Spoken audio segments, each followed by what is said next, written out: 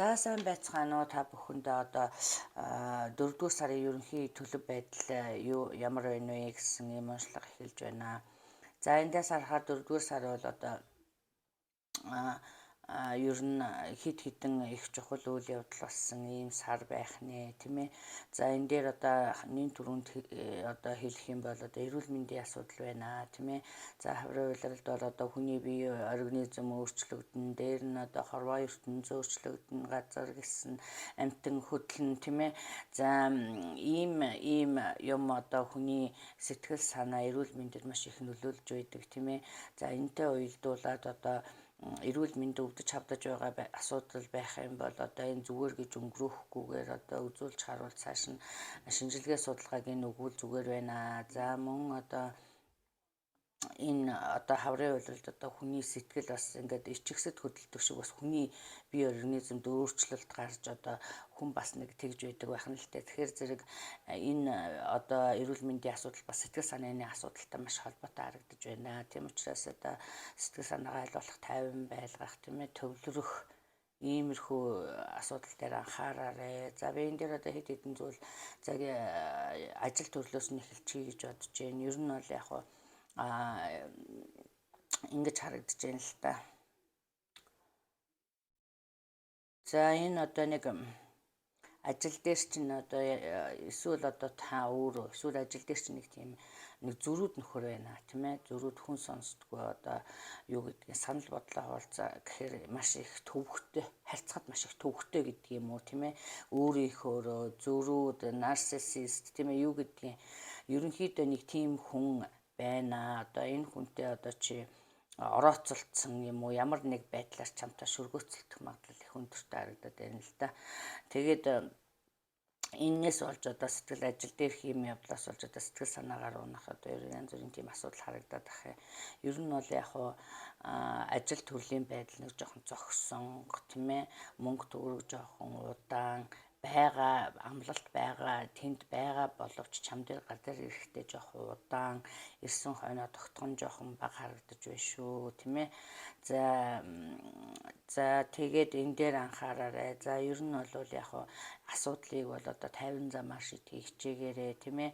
Айл болохоор одоо хэрүүл урвал баг хийж одоо тэр хүн зөрүүд бол чи өөдөөс нь зөрүүдлээд байх юм бол эндээс ямар ч асуудал шийдэхдэггүй харагдаж байна. Улам байдал хүндрэхээр байгаа учраас одоо жоохон буулт хийх юм уу одоо тийм ээ. Ямар нэг байдлаар 50 замаар зохицуулахыг хичээгээрээ. За энэ дээр одоо хамт ажилдаг эрэгтэй эмэгтэй хоёр одоо авгаа нөхөр хоёр ч юм уу, эрэгтэй эмэгтэй хоёр ч юм уу ийм хүмүүс харагдаж байгаа юм. Тэгээд ховж хэл ам их байна тийм ээ. За энэ зөрүүд нөхөр бол одоо ер нь их айтайхан зохицуулж одоо учрыг нь олохгүй бол цаашдаа бас нэлээд жоохон асуудал тарьж таны одоо ажилдаа очих сонирхолгүй болох тийм ээ. Очоод одоо нэг дайсагналцсан байдалтай байгаа ийм харагдаад ах юм аа. За гарах гарцсан тиймгээ хэлсэн тийм ээ.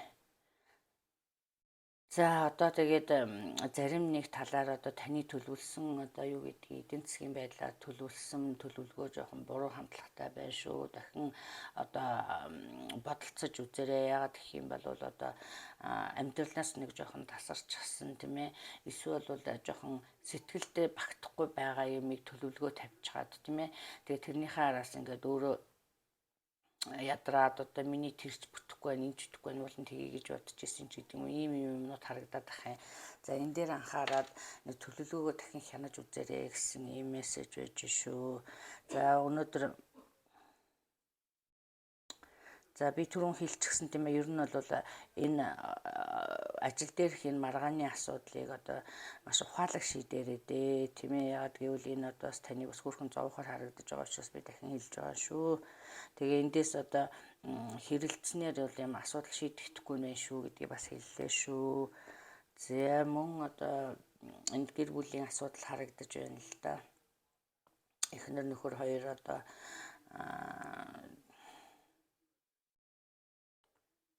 за одоо энд ямар нэг тийм одоо нөхөр нь ч юм уу юм чинь тийм ээ. Нэг одоо гэр бүлийн хоёр хүний нэг нь одоо тоглоомонд онцсон юм уу?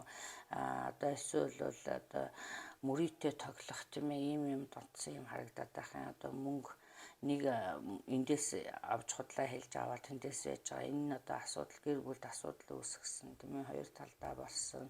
Эсвэл бол одоо би ер нь яах вэ гэсэн асуултыг өөртөө тавьсан, ер нь бол салах нийлэх үү гэсэн дээрээ хүртэл тулсан ийм юм харагдаж байх юм. Мөн одоо энэ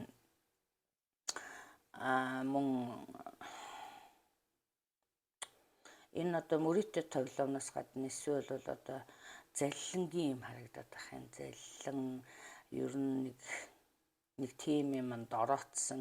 Энэ асуудал бол одоо гэр бүлд халтай. Тэгээ энэ их өөр нэг энэнд их зовсон тийм ээ.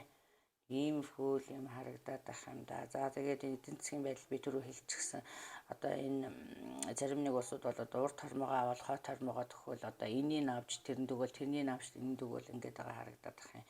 За энэ дээр нэг жоохон дөрвтэй арга хэмжээ авч одоо ер нь энэ 4-р сард бол одоо заавалч нэг ийм шийдвэр гаргаа эсвэл тэгээ гэсэн ийм сонголт гарч ирэх юм шиг харагдаад байх юм. За тэгээд энэ дээр одоо энд одоо стас нэлийн хямарсан тийм ээ иймэрхүү юм харагдаж байна. Одоо энэ гэр бүлийг би авч үлдэхгүй яах вэ тийм ээ гэсэн ийм асуудал бас тулгарсан байгаа харагдаж байна тийм ээ. За мөн одоо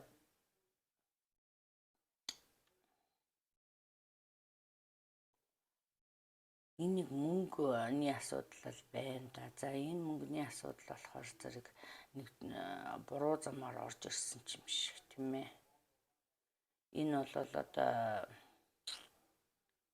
тэгээ би энийг харахаар мөрийтэй тоглоом юм уу заллин юм уу нэг тийм л асуудал байна да.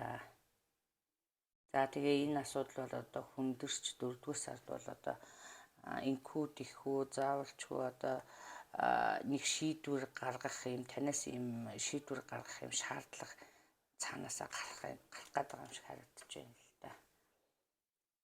За тэгээд амтан хүнд одоо мөнгө зээлдүүлсэн, заллиулсан юм уу тиймэрхүү одоо эсвэл хүнээс мөнгө авч чадахгүй байгаа бол энэ бас нэлээд буруу замаар орж байгаа мөнгө л харагдаж байна да. За тэгээ ерөнхийдөө ерөнхийг нь харахаар ерөнхийдөө бол энэ асуудлуудыг та ингээд сайхан зохицуулаад гарсан харагдаж байна л та. Гэхдээ миний хэлснүүдийг бас анхаарна үсттэй тий. За энэ дээр одоо за тэгээ ингэж яасан одоо зарим одоо гэр бүл одоо ойлголцоогүй улсууд бол бас одоо буцаж одоо нийлсэн тийм ээ ярилцсан ойлголцсон юм харагдаж байна л та. За ер нь бол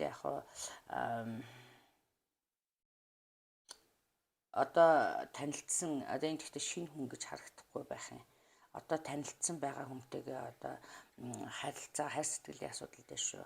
Харилцаагаа одоо дараагийн шатанд орсон ийм байдал харагдаж байна зарим нэгэн тийм ээ. За энэ дээр одоо бинийгээ мэдэх одоо зөвхөн одоо тийм ээ бинийгээ маш сайн одоо мэдэх нь чухал шүү тийм ээ. Сайн ярилцаарай мэдээрэй. Яагаад гэвэл энэ хүн одоо чиний харьцаж байгаа одоо энэ хүн бол одоо soulmate байж болох ийм талтай юм биш шүү тийм ээ. Үнэн хайр гэл одоо ийм л юмнууд гарсан байх шүү. За дараагийн шатандаа орж одоо маш сайн ярилцаж ойлголцсноор одоо харилцаа дараагийн шатандаа орох юм магадлал өндөртэй юм байна. За мөн одоо за иймэрхүү юмнууд байна.